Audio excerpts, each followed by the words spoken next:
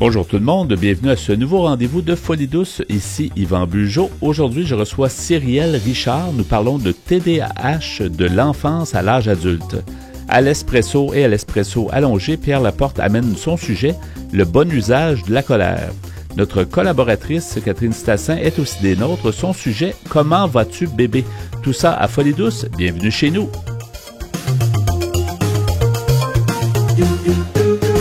Vous êtes branchés sur Folie douce. Soyez au courant des multiples thèmes de la santé émotionnelle. J'accueille maintenant mon invité, Cyrielle Richard. Bonjour Cyrielle et bienvenue à Folie douce encore une fois. Bonjour, merci de m'accueillir à nouveau. Ça nous fait plaisir. Tu avais participé à l'émission il y a quelques temps, peut-être 2 ans, quelque chose comme ça. J'aimerais que tu refasses un peu une historique parce que tu es originaire de France et tu es arrivé ici au Québec. Tu t'es intéressé à la santé mentale, mais parle-nous donc un peu de ton parcours pour arriver ici. Oui, alors effectivement, je viens de France, ça je peux pas trop le cacher, on va dire, mon accent me trahit. Donc voilà, donc moi je suis psychologue de formation, j'ai une spécialité en neuropsychologie et en thérapie cognitive et comportementale. J'ai travaillé une dizaine d'années en France, donc un peu partout, je dirais, en hôpital, mais aussi j'ai travaillé dans des structures privées et puis j'ai notamment travaillé avec des adultes, des enfants, des personnes âgées. Quand je travaillais justement en psychiatrie, et c'était ça un peu qui nous avait amené à nous rencontrer la toute première fois, je travaillais beaucoup avec des personnes qui souffraient du trouble du spectre de la schizophrénie. Et donc du coup, ce qui m'avait amené à m'interroger beaucoup là-dessus, à travailler et donc à faire un livre justement sur la paranoïa et la schizophrénie paranoïde. Donc, comme je disais, c'était l'objet de notre toute première rencontre. Après, avant de partir de France, j'ai travaillé aussi en structure avec des enfants, des adolescents qui avaient des troubles du neurodéveloppement. Et puis, je suis arrivée finalement ici au Québec il y a 2 ans. Donc, je suis installée sur Montréal depuis 2 ans maintenant. Et donc, j'ai fait mon parcours d'équivalence. Donc là, je suis membre maintenant régulière de l'Ordre des psychologues du Québec. Ce qui n'était pas le cas la dernière fois. Et non, j'étais encore candidate à l'équivalence à ce moment-là. Ouais. Et donc, du coup, je travaille en clinique privée, essentiellement avec des adultes. Alors, beaucoup qui présentent d'abord des troubles anxieux, mais également des adultes qui présentent un trouble de l'attention avec ou sans hyperactivité. Et on l'a peut-être abordé la dernière fois, mais est-ce que tu trouves, tu connais certainement le milieu aussi de la psychiatrie, de la psychologie, tout ça en France, est-ce qu'il y a beaucoup de différences avec le Québec à ta connaissance? Ou? Quelques-unes. Alors après, j'ai envie de dire maintenant que ça fait 2 ans que je suis là, je vois qu'on fait un peu... on affronte un peu les mêmes challenges, j'ai envie de dire, dans le sens de la pénurie, notamment au niveau des professionnels et tout ça. Après, pour connaître un petit peu, même beaucoup, le système français et puis là, le système québécois, j'ai envie de dire qu'on est bâti aussi sur d'autres approches et d'autres pensées, dans le sens où j'ai le sentiment qu'ici, on est plus ouvert justement à une approche qui soit tournée vers la cité, les citoyens, et finalement, l'hospitalisation arrive un petit peu, en bout de course, je dirais, tandis qu'en France, on a l'hospitalisation encore beaucoup plus rapide, je dirais, avec ce passé beaucoup plus institutionnalisé. J'ai l'impression qu'ici, on est beaucoup plus tourné vers le communautaire et vers justement les soins auprès de la communauté, auprès des citoyens, dans leur environnement de vie. Ouais. La personne est souvent au centre, de plus en plus, là, au centre de ces professionnels. Tu as participé à une rédaction, c'est un peu pour ça aussi qu'on t'invite cette fois-ci. Tu as participé à la rédaction d'un livre collectif, en fait, qui porte sur le TDAH. De l'enfance et à l'âge adulte aussi, parce qu'on parle souvent de TDAH au niveau des enfants, mais peut-être tu vas démystifier auprès de nos auditeurs ce que c'est, parce que effectivement on entend parler de ça, puis on a l'impression que ce diagnostic-là n'existait pas il y a 30 ans, mais on n'arrête pas de parler de ça maintenant. Ouais. Autant chez les adultes, il y en a même qui reçoivent des diagnostics des fois plus vieux, en étant plus vieux. Ouais. Donc, qu'est-ce que tu peux nous dire sur ta participation? Puis évidemment, on va élaborer sur cette problématique, là. Oui, alors effectivement, c'est un ouvrage collectif. Donc, ça a été en fait coordonné, entre autres, par Stéphanie Van Vallejam-Maury et puis sa consoeur également, donc qui sont toutes les deux impliquées en tant que chercheuses, maîtres de conférences, en France. Et puis, l'idée un peu fondatrice du livre, c'était justement de pouvoir parler des aspects, d'évaluation, mais aussi des aspects psychothérapiques pour les enfants, mais également pour les adultes. Alors, je rebondis un petit peu sur, effectivement, la pensée. C'est vrai que quand on parle TDAH, bien souvent, on va penser à des enfants, éventuellement des adolescents. Et je vais pousser un petit peu plus loin en disant que bien souvent, on pense à des garçons aussi. Ouais. Alors, c'est une pensée qui, effectivement, est assez répandue, mais qui, finalement, n'est que une partie visible, je dirais, de toute la constellation du TDAH. Déjà, il faut savoir que c'est un trouble qui touche également les filles. Alors, on parlait des diagnostics tardifs, c'est vrai que les filles et les femmes sont bien souvent diagnostiquées plus tard que les garçons, souvent parce que justement, leur trouble ne va pas s'exprimer pareil. Et alors le TDAH, il est connu depuis le 19e siècle, en fait, c'est juste que son appellation a beaucoup changé. Pendant très longtemps, on a parlé d'enfants hyperkinétiques avec cette pensée que c'était des enfants surtout très remuants, qui allaient beaucoup s'exprimer au niveau comportemental. Et les troubles justement attentionnels ont été associés un peu plus tard, d'où cette pensée justement d'un enfant qui serait d'abord plutôt hyperactif. Très turbulent. Voilà, c'est ça. Et en fait, bien souvent, ce qui était repéré, effectivement, c'était les garçons parce qu'ils avaient des manifestations qui étaient bien plus justement exprimées justement dans ce sens comportemental, visible, plutôt que les jeunes filles qui, elles, pouvaient tout autant être hyperactives, mais qui allaient avoir une hyperactivité plutôt cognitive, c'est-à-dire tout allait se passer beaucoup au niveau des pensées. Yeah. Et pareil, les jeunes filles aussi peuvent avoir beaucoup plus des troubles attentionnels, par exemple, sans forcément que ce soit associé à de l'hyperactivité, parce qu'il y a 3 grands en fait profils de TDAH. Il y a ceux qui sont plutôt avec un profil inattentif, ceux qui ont plutôt un profil hyperactif et ceux qui ont une combinaison des deux. Donc, inattention et hyperactivité / impulsivité. Donc, bien souvent, les jeunes filles vont avoir plutôt ce profil un peu inattentif, ce qui fait que, elles peuvent passer inaperçues justement pendant très longtemps. Et puis, bien souvent, il peut y avoir aussi quelques biais où on va se dire, voilà, c'est une jeune fille, elle est dans la lune, mais bon, voilà. Elle est un peu inhibée, c'est pas très grave. Qu'est-ce qui fait que des adultes, parce que les enfants, on peut comprendre, souvent c'est les parents qui vont trouver que, ou les professeurs, ou l'environnement de l'enfant qui va dire, il me semble qu'il y aurait peut-être moyen de consulter, mais qu'est-ce qui fait qu'un adulte va comme consulter, ou est-ce que c'est par hasard qu'il apprend qu'il y a un diagnostic de TDAH? Alors, en fait, il peut y avoir plusieurs cas de figure. Par exemple, ça peut être l'adulte vient consulter parce qu'il a un de ses enfants qui a reçu le diagnostic et bien souvent, il y a quand même une composante un petit peu familiale. Donc, ce qui fait que s'il y a un membre de la famille qui a un TDAH, il y a quand même de forts risques que d'autres membres de la famille l'aient également. Je pense notamment à des situations où ça peut être par exemple des mamans qui viennent pour faire le dépistage justement parce que leur garçon a eu le diagnostic de TDAH et puis soudainement, quand on leur explique ce que vit leur enfant, ça leur parle beaucoup. Elles se disent « Ah, mais moi aussi, j'ai vécu la même chose » et ainsi de suite. Une autre chose qui peut aussi expliquer un diagnostic plus tardif, c'est comme je disais, il peut y avoir eu des fausses représentations, notamment pour les générations, alors j'allais dire comme la mienne, c'est-à-dire ceux qui sont nés dans les années 80, mais même pour des gens nés dans les années 90, et je parle pas de ceux qui sont encore des générations d'avant, où on peut avoir eu tendance justement à négliger certaines manifestations ou à les attribuer à autre chose. Donc là, pareil, ça peut être une vraie révélation pour les gens lorsqu'ils reçoivent justement ce diagnostic, parce que soudain, ça va éclairer plein de choses, et peut-être qu'ils s'étaient construits avec une fausse représentation d'eux-mêmes, et là, pour le coup, ça va leur révéler justement plein de choses sur eux. Il y a aussi une autre chose qui pourrait éventuellement expliquer un diagnostic tardif, c'est, comme je disais, parfois quand il y a eu plutôt un profil majoritairement inattentif, ou de l'hyperactivité qui était plutôt cognitive, c'est passé complètement sous les radars parce que justement, on n'est pas dans la tête des gens. Donc, on ne peut pas deviner si la personne elle-même, elle n'a pas forcément conscience qu'elle a ses propres troubles, elle ne peut pas forcément le dire. Et puis après, peut-être qu'aussi, elle est passée inaperçue parce qu'elle a mis en place elle-même des stratégies de compensation, ce qui fait que c'est d'autant plus passé inaperçu. En tout cas, dans les petites classes, jusqu'au secondaire, voire jusqu'à l'université, parfois, les stratégies de compensation étaient suffisantes pour que, justement, la personne soit pas repérée, quoi. Oui, d'après ce que tu en sais, est-ce qu'effectivement, on a l'impression qu'on entend plus parler de ça depuis peut-être 10 ans, 20 ans. Avant, ça a sûrement existé. Tu parlais que ça fait quand même longtemps que... Mais il me semble qu'on parlait pas de ça. Est-ce que c'était diagnostiqué quand même ou si c'était plus... On se dit, les garçons sont turbulents, puis ça va s'annuler, là, les gens ils vont jouer entre eux, puis ça va... Est-ce que d'après toi, est-ce que c'est plus diagnostiqué actuellement? Je pense qu'il y a une meilleure compréhension, effectivement, qui fait qu'on va être plus attentif. Il y a aussi une meilleure connaissance, je pense, au niveau du grand public également, qui fait que forcément, lorsqu'on sait, on est plus attentif aussi à certaines choses et on a moins tendance à l'attribuer à d'autres points. Okay. Je pense qu'il y a aussi un autre effet, c'est également le fait que les gens sont mieux informés pour eux-mêmes.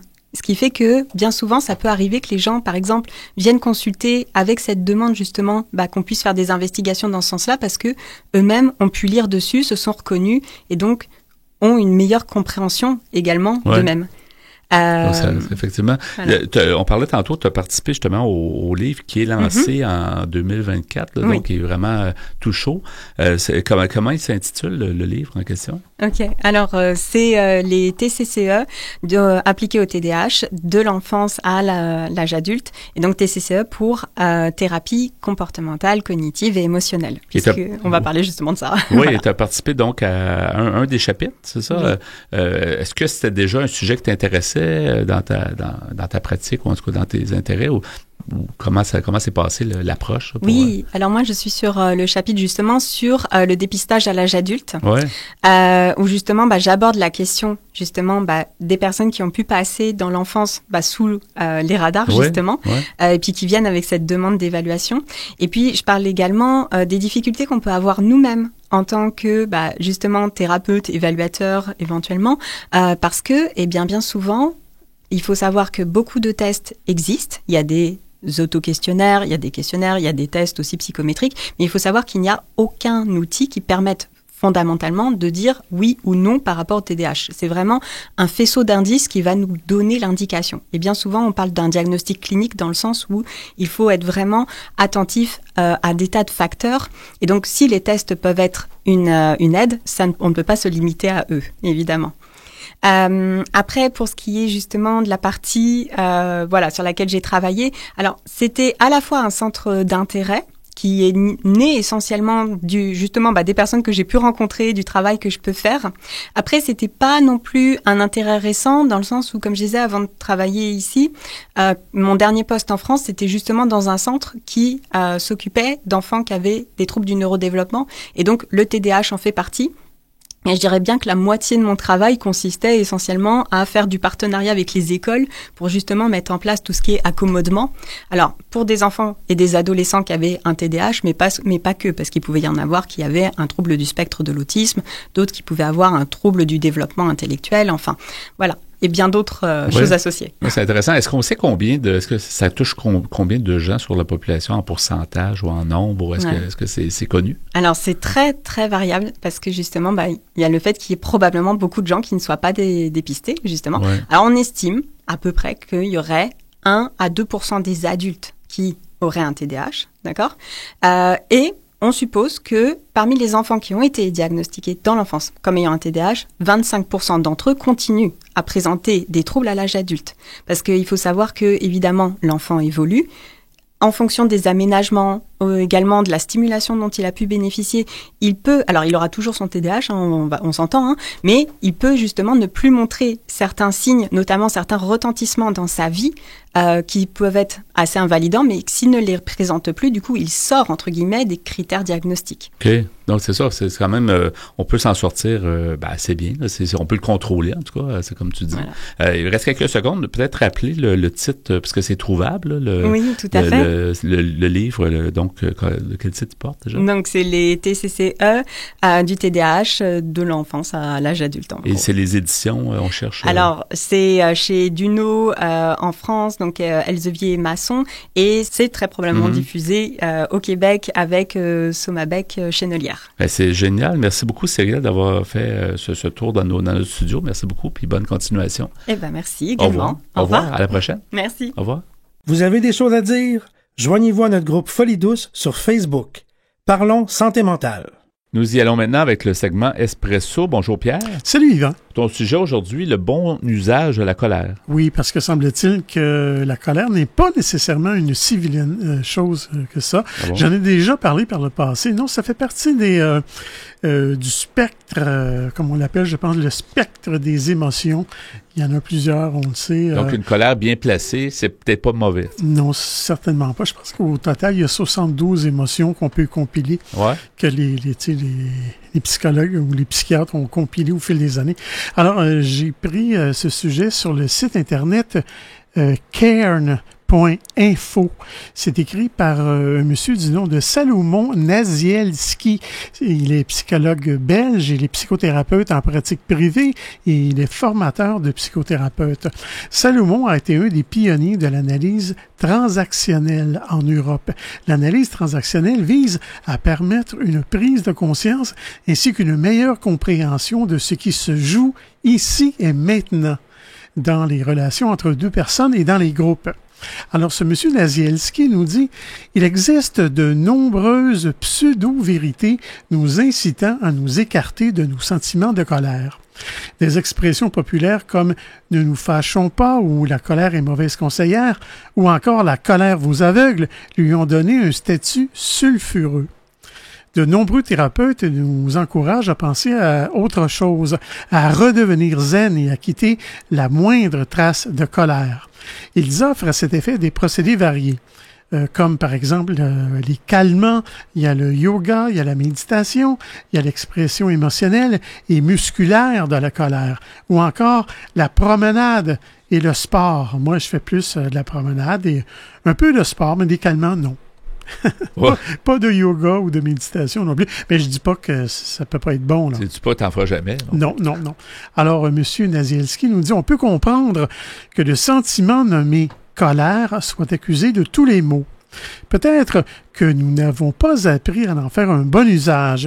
De façon plus précise, la colère est perçue comme annonciatrice de la violence physique ou verbale, ou à tout le moins de la perte de contrôle. Or, justement, la colère ne devient menaçante que si l'on n'en fait pas l'usage que son existence même requiert, à savoir repérer en quoi le monde n'est pas assez bon pour soi, pas assez aimant, et ensuite mettre en route des conduites destinées à influencer ce monde qui nous entoure afin qu'il redevienne meilleur et plus aimant. C'est vrai que la colère, on voit souvent ça comme quelque chose qui est spontané, puis un peu plus fort que la personne. En réalité, c'est comme si ça n'avait pas été contrôlé, mais ça doit être vu autrement. Ça fait peur parce que il peut y avoir de la violence qui sort de ça. La colère, c'est jamais positif, en tout cas dans la majorité des fois.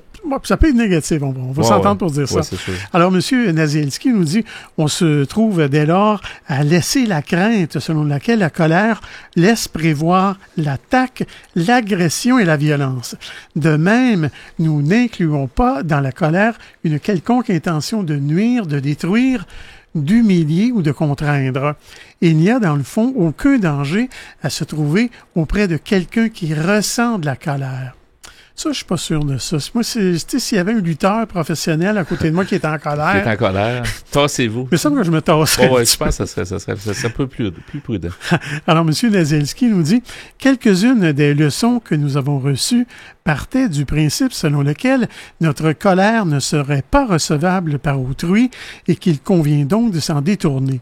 D'où une foule de procédés contribuant lourdement à notre enfermement dans un mode de vie névrotique, tel que ravaler sa colère ou l'étouffer et la décharger, notamment par l'excès de travail ou par une série de comportements compulsifs, d'obsessions continuelles, de nettoyage, de comptage, de rangement, de bourrage des temps libres par des activités culturelles, sportives ou des régimes alimentaires. On y trouve parfois, en outre, l'accumulation d'activités sexuelles, la consommation de drogues diverses, euphorisantes ou excitantes. Les colères rentrées ou rendues inopérantes par un procédé quelconque vont probablement faire leur réapparition dans les sentiments parasites ou dans les jeux psychologiques pendant son déroulement ou à l'issue de celui-ci. De même, les colères restées inutilisées peuvent servir à empoisonner des temps de relation plus ou moins longs par le maintien d'une position existentielle négative. Enfin, dans les groupes et les couples, les colères auxquelles on n'a pas donné la suite constructive qu'elles nécessitent se manifestent indirectement par les silences, les bouderies ou leur contraire apparent, la crainte que l'autre nous échappe et nous tourne le dos. Ainsi, ravaler ces colères peut conduire à l'anxiété, l'insomnie et une mauvaise humeur chronique. Par ailleurs, le détournement de la colère par des manœuvres qui tendent à la détourner de ses cibles de départ sont faciles à repérer dans les choix que nous proposent ou nous imposent les dirigeants d'opinion, les politiciens, les philosophes, les éducateurs, les guides moraux ou religieux de toutes sortes. Si la colère permet de mobiliser l'énergie nécessaire pour faire changer des comportements ou des décisions politiques, par exemple, alors il est logique d'observer des désirs ou des manœuvres aboutissant à détourner les colères les plus légitimes de leur finalité en faveur de catharsis individuelle ou collective. Donnez-leur du pain et des jeux, disait un empereur romain. Oui, il paraît que ça calme le peuple, ça. J'imagine. Ouais. De voir des autres qui se tapent, quoi, tu faisais. Non, mais du pain des jeux, si t'as du pain pour te nourrir, si t'as du divertissement, normalement, les gens, supposément, sont plus calmes. Sont plus zen, peut-être, ouais. Alors, dans le même esprit, les politiciens et les chefs d'État ont tout intérêt à se montrer aux compétitions de football. Mais j'y reviendrai tantôt. On va poursuivre le même sujet plus tard à l'Espresso allongé. Merci, Pierre.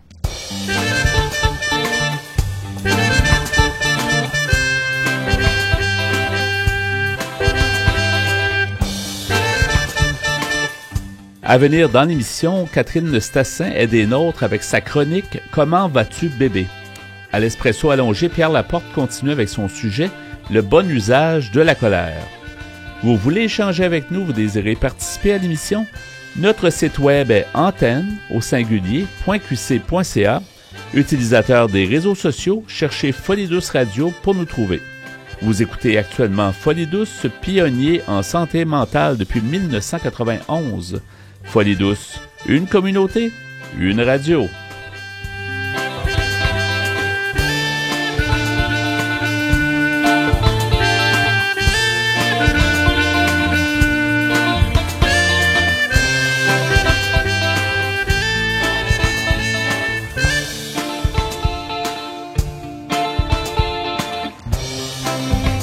La santé mentale est un vaste monde. Venez avec nos chroniqueurs qui nous amènent en territoires inconnus. C'est le moment d'accueillir Catherine Stassin. Bonjour Catherine. Bonjour Yvan. Alors aujourd'hui, ta chronique porte le titre « Comment vas-tu bébé ?» Oui, on va s'intéresser, c'est bon, j'espère, on va s'intéresser à la santé mentale du bébé. Ben oui.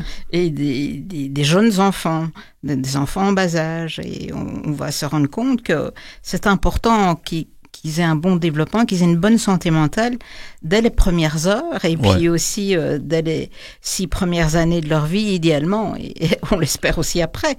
Mais on va voir pourquoi c'est aussi important aussitôt. Le cerveau est très malléable et il y a beaucoup de choses qui peuvent être faites pour que le cerveau se développe bien, en tout cas au niveau de la santé mentale. Parce qu'on parle souvent des problématiques après, tu sais, mais c'est vrai que ce qu'on peut faire comme prévention, c'est toujours bien, c'est toujours bienvenu.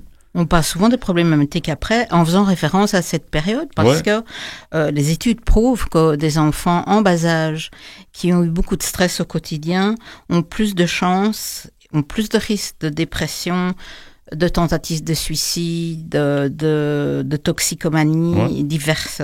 Donc c'est ça que c'est important évidemment de s'y intéresser et de voir un petit peu, comment est-ce qu'on peut faire. Mais il faut d'abord savoir qu'au tout début, quand on compte les 2000 premières journées, là, c'est un calcul un peu grossier. On va dire que pour un bébé, c'est hyper important dans sa vie parce que à ces moments, il va créer tellement de connexions au niveau du cerveau que il y a beaucoup de choses qui sont possibles, il y a beaucoup de choses qui peuvent être attrapables aussi. Mais on va voir qu'il y a des activités donc on peut faire avec son enfant, comme parents soignants ou amis, qui vont s'assurer que sa santé mentale se développe bien. Alors si on commence tout de suite par une activité de base, pour un parent, c'est évidemment s'assurer qu'on ait une bonne relation avec notre bébé, notre enfant en bas âge. On va faire en sorte qu'il y ait une relation saine, c'est-à-dire que on va créer un lien. Il faut qu'il y ait un attachement avec le bébé. Donc ça peut être évidemment en répondant à ses besoins de base, c'est-à-dire qu'il pleure, on va répondre à ses pleurs, on va distinguer ses pleurs et on va répondre de différentes manières à ses pleurs. Quand on voit, il a faim, non, il a peur, ou il a un chagrin, ou ou d'autres éléments, d'autres émotions de la vie. Oui, il a besoin d'être changé. Ça. Il a besoin de changer. Très bonne constatation. C'est inconfortable. Oui. Je l'avais oublié, celle-là. Donc, c'est ça. Là, tout à fait. Ça pique les fesses. Et donc, mais ça crée un lien avec le parent ou la personne en charge de l'enfant. Là. Oui, l'enfant va se sentir compris. Et il va créer donc un attachement à cette personne qui peut répondre à ses besoins. Donc ça se fait au niveau du parent, évidemment, mais ça peut être les soignants dans un CPE, évidemment, qui vont établir un bon attachement. Et ça peut réparer aussi, si le parent n'est pas aussi attentif, ça peut grandement aider que des professionnels et des soignants soient attentifs à l'enfant. Ouais. Ça peut lui donner ce qu'il n'aurait pas ailleurs. C'est pas... L'idéal, c'est d'en avoir partout, mais quelquefois... Que le parent, évidemment, puisqu'on veut que le parent, père ou mère, ait vraiment cet attachement. La personne la plus significative, c'est le parent, normalement. Là, mais... Voilà, c'est le parent. Ouais. Maintenant, ça, c'est une chose, c'est cet élément relationnel.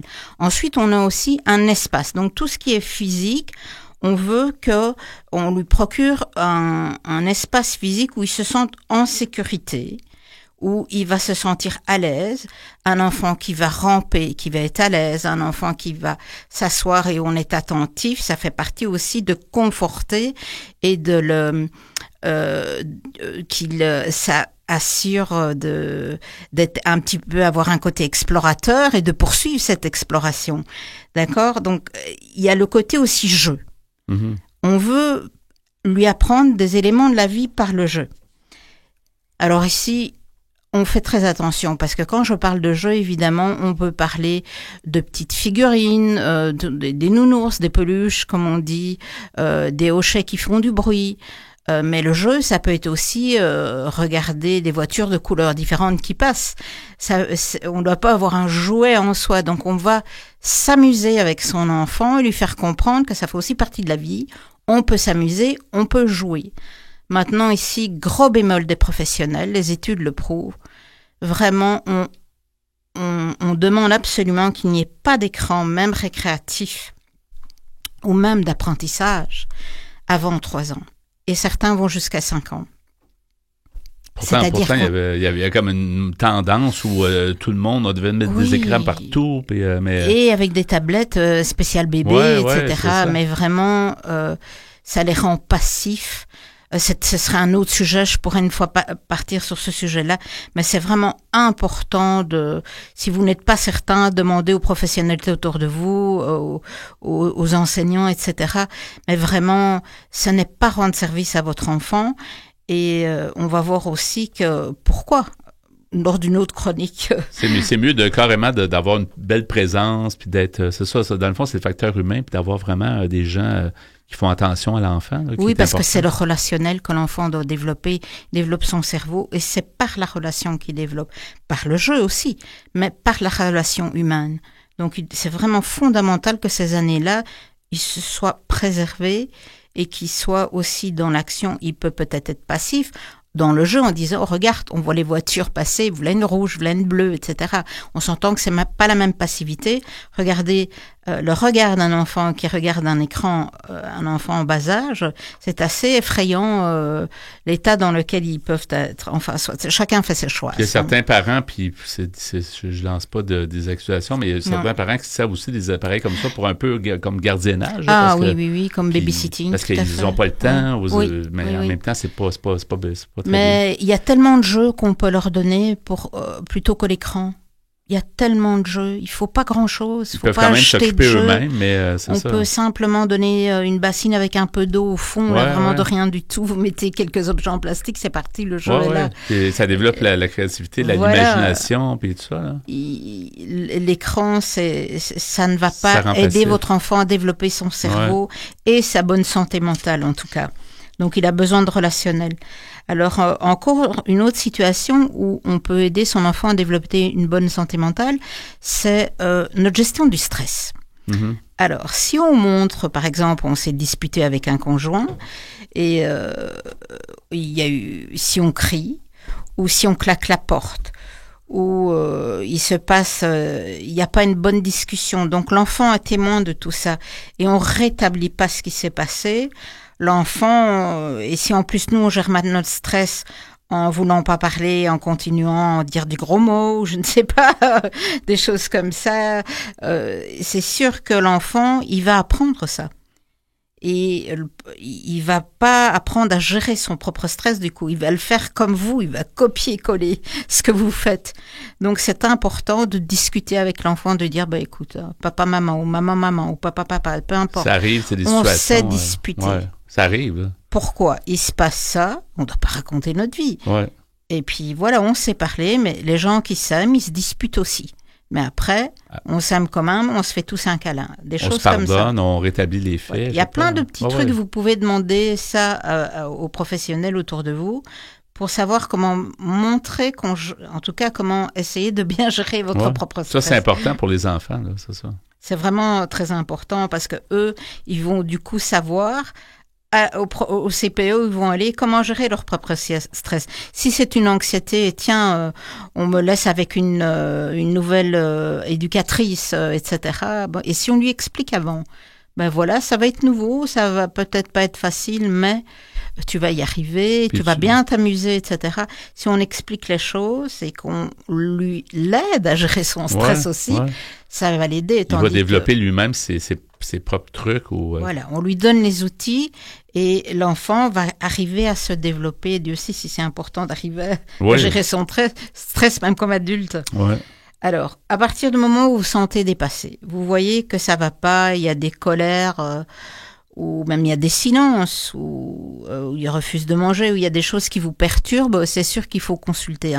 Ne laissez pas traîner un enfant en bas âge qui présente des signes de difficulté de gestion de ses émotions. Il faut aller voir quelqu'un, d'accord ? Alors, pourquoi je dis ça ? C'est parce que aussi, une étude montre que plus des 2/3 des jeunes adultes qui ont un problème de santé mentale disent que pour eux, ça remonte, qu'ils avaient des symptômes à l'enfance, qu'ils se rappellent de certains éléments de situation qui font que, tiens, ça n'allait déjà pas à ce moment-là. Donc, d'où cette importance d'aller gérer ça au plus tôt. Alors, maintenant, évidemment, il y a des choses à faire pour gérer la santé mentale d'un nourrisson. On va rappeler peut-être un petit peu en conclusion, vite, des éléments, c'est-à-dire vous assurer que vous développez une bonne relation et qu'il développe des relations avec d'autres enfants et d'autres adultes. Ça ne doit pas être en huis clos. Il faut vraiment ouvrir la sphère sociale et aussi le laisser expérimenter, le laisser gérer ses émotions, pas être dans l'ultra-protection non plus. Il faut qu'il fasse ses expériences. Il faut l'observer beaucoup, puis il faut voir comment il se débrouille. Mais c'est ça, parce que c'est vrai d'un enfant à l'autre, ils peuvent être différents, donc vous n'agirez peut-être pas... Oui, c'est ça, plus autonome, et l'un peut mieux gérer son stress, même si vous les avez élevés de la même manière, et puis l'autre enfant moins. Donc c'est à vous un petit peu de jauger cette situation. Il y a une association intéressante qui est l'association pour la santé mentale des nourrissons que j'ai mis en référence pour les coordonnées si vous voulez de l'info. Et puis on dit souvent, il n'est jamais trop tard pour prendre bien soin de sa santé mentale comme adulte, on le sait. Jamais trop tôt. Mais là, voilà, c'est ma phrase que je voulais terminer avec. Désolé, ça. Il n'est jamais trop tôt, tu me voles mon punch, pour s'occuper de la santé mentale de nos enfants et des enfants qui vous entourent, parce que dites bien, même si c'est pas votre enfant, vous allez peut-être aider un enfant en lui assurant une bonne relation saine, stable, même si c'est pas le vôtre, ça l'aidera peut-être plus tard dans son avenir. Il se rappellera de vous. Oui, c'est peut-être pas un réflexe. Souvent, on observe nos enfants, est-ce qu'ils se développent bien, est-ce qu'ils grandissent bien, est-ce que son poids est correct. On regarde souvent les côtés physiques, mais effectivement, le côté mental, c'est tellement vaste que sans s'alarmer pour rien. Non, du tout. Non, mais s'il a la bonne base, ce sera plus facile après. Oui. Donc, qu'est-ce que tu peux rajouter? Il reste encore une minute, Catherine? Alors, c'est sûr que tout ce qui est organisme officiel, il travaille beaucoup dans ce sens-là. Il faut beaucoup de promotion auprès des jeunes enfants en CPE, auprès des familles. Ils font de la prévention, de la promotion. Donc, soyez attentifs à ce qui se passe autour de vous. Si vous voyez des activités, ça peut être intéressant d'aller chercher de l'information supplémentaire pour bien entourer les enfants autour de vous. Et dans les milieux, évidemment, dans le milieu même de CPE, tu parlais tantôt, il y a souvent... des gens qui peuvent nous référer ou en tout cas peuvent avoir certaines aides là, pour les jeunes là, et à l'école également. On va mettre donc les références, comme tu disais, dans notre site web antenne.qc.ca dans la section mentionnée à Folie Douce. Merci beaucoup, Catherine, d'avoir été des nôtres. Et merci, Yvon. Merci pour ce sujet. Comment vas-tu, bébé? Alors, à Folie Douce. À la prochaine. Bye-bye. Au revoir. De retour au micro à Folie Douce, l'émission qui démystifie les problèmes de santé mentale. De retour au micro avec le segment Espresso allongé, le sujet que tu as commencé plus tôt, Pierre, le bon usage de la colère qui se poursuit. Oui, alors j'ai pris ça c'est d'après un article que j'ai pris sur Internet qui s'appelle ainsi « Le bon usage de la colère ». C'est sur le site Cairn, C-A-I-R-N, j'espère que je prononce bien, .info. Alors, c'est écrit par un monsieur du nom de Salomon Nazielski, qui est psychologue belge et psychothérapeute en pratique privée et formateur de psychothérapeutes. Alors, ce monsieur Nazielski nous dit que les politiciens et les chefs d'État ont tout intérêt à se montrer aux compétitions de football et à inviter les spectateurs à se joindre à eux dans des explosions émotionnelles de joie de la victoire. La catharsis émotionnelle et physique constitue le produit de ces combats physiques. Il s'agit bien d'une décharge par personne interposée, une illusion de décharge par le déplacement d'une cible qu'il eût fallu atteindre. De nombreux éléments existent dans notre culture et dans notre éducation qui concourent à nous démunir en ce qui concerne l'emploi constructif de la colère. On nous a ensemble appris à nous démunir des moyens naturels d'avoir un impact correcteur sur notre milieu. On nous a ainsi invités à nous affaiblir et à nous rendre plus dépendants. La question n'est pas ici de savoir s'il y avait une telle intention dans l'esprit des philosophes ou des guides spirituels. Le résultat nous apparaît dans sa cruauté, c'est-à-dire nous sommes détournés dans nos efforts pour rendre notre monde plus aimant pour nous. Alors, ce monsieur Nazielski, tu vois que lui, il donne beaucoup de valeur, finalement, à la colère pour son côté constructif. C'est ça, il la voit de façon positive, ce qu'on ne voit pas souvent. Hein. Oui, il nous dit que la colère est un sentiment de base se manifestant par un mécontentement, une irritation, une exaspération et constitue une réaction à une situation jugée comme mauvaise d'une façon ou d'une autre. Elle fait donc en principe suite à une douleur, à une blessure, à une privation, à une honte, à une humiliation ou encore à une peur, notamment de perte d'objets d'amour. Elle permet de regrouper l'énergie de la personne et la dispose ainsi à améliorer l'impact de ses actes sur le monde extérieur. Elle constitue ainsi un additif important à l'efficacité dans la résolution des problèmes ou dans la satisfaction des besoins. La colère peut être à la fois utile et efficace lorsqu'elle vise exclusivement des comportements chez autrui et nullement la personne. En résumé, la colère manifeste donc une reconnaissance de sa propre importance, de l'importance de l'autre, ainsi que du contrat qui les réunit. Elle doit donc être comprise comme un cri de douleur émis avec énergie. Interdire la colère reviendrait donc, dans une certaine mesure, à interdire de crier « aïe ». Ou au Québec, on dirait « aïe aïe ». Aïe aïe, quand on squeeze un doigt quelque part, qu'on se cogne avec un marteau. Oui, hein? Exactement, oui.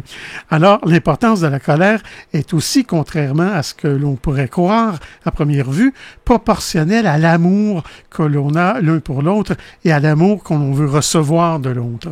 Tu vois, il y a toujours l'amour est jamais loin. Mais hein? Vu de même, c'est bien parce qu'effectivement, quand des émotions très négatives, quand on les exprime pas, ils s'impriment, ça peut devenir néfaste physiquement ou mentalement. Sûrement, oui. Je pense que de la canaliser comme ça, je trouve que c'est très bien. Oui. Alors, M. Nazielski poursuit en nous disant, par contre, la colère ne définit ni ne contraint en rien un choix particulier d'action ou de comportement de par sa seule existence. En particulier, elle ne devrait en aucun cas servir de justification à l'abandon de sa responsabilité. Elle n'excuse donc en aucune manière la violence. À ce stade, il n'est pas inutile de rappeler que la violence physique, qui représente le désir de détruire ou de tuer l'autre, traduirait le contraire de l'amour pour cet autre et le contraire de la recherche d'un plus grand amour de l'autre pour soi. La violence est donc l'inverse de ce que vise la colère. Le parent en colère s'indigne des injustices, des lâchetés, des immoralités, des parjures ou des trahisons. Cette colère se manifeste légitimement lorsqu'il est témoin d'abus de la force physique, par exemple, à l'égard d'enfants ou témoins d'abus sexuels. Elle peut aussi vouloir signifier un non-conformisme en regard des normes, des règles et des conventions. L'adulte en colère réagit à des erreurs de raisonnement, à des négligences ou à des retards dans les tâches à accomplir, mais aussi à la désinformation, à la mauvaise foi ou à des comportements manipulateurs. L'enfant en colère s'attache à un sentiment d'être étiqueté, dépossédé, méconnu, redéfini par la moquerie, par exemple, ou pire, d'être blessé, insulté, s'entendre accusé injustement de mensonge ou de délits non commis. Surtout si cela vient d'une personne aimée ou importante, ou encore d'être l'objet de dépossession, de discrimination, de ségrégation, d'exclusion ou d'abus. En résumé, la colère du parent est de nature éthique et se manifeste par l'application de sanctions convenues et elle s'exprime sur un ton posé et articulé, tandis que la colère de l'enfant est par nature plus réactive. Elle procède de l'irritation ou de la vengeance et dans cette mesure est plus imprévisible et moins bien ciblée. Finalement, en conclusion, nous dit M. Nazielski, si la colère est un sentiment positif à utiliser avec justesse, c'est même une voie royale pour être considéré, apprécié et aimé. Merci beaucoup, Pierre, pour ce sujet, le bon usage de la colère. Vous aimeriez réentendre nos émissions, entrevues et chroniques via YouTube? Pas de problème. Pour y accéder, visitez notre site web antenne.qc.ca. antenne.qc.ca. Très peu de temps encore avant de terminer ce rendez-vous. Merci beaucoup, Pierre, pour ton travail en régie comme à chaque semaine, ainsi que pour ton sujet à l'espresso et à l'espresso allongé, le bon usage de la colère. Bienvenue, mon cher. Merci pour ça. Notre invité en début d'émission, Cyrielle Richard, nous a mieux fait connaître le TDAH, surtout que c'est de l'enfance à l'âge adulte. On a appris beaucoup de choses. Merci d'avoir été avec nous, Cyrielle. Notre collaboratrice, Catherine Stassin, était aussi des nôtres. Son sujet, comment vas-tu, bébé? C'était donc Folie douce cette semaine. C'est Yvan Bugeaud à l'animation. Bonne semaine à tous et à la prochaine. Au revoir.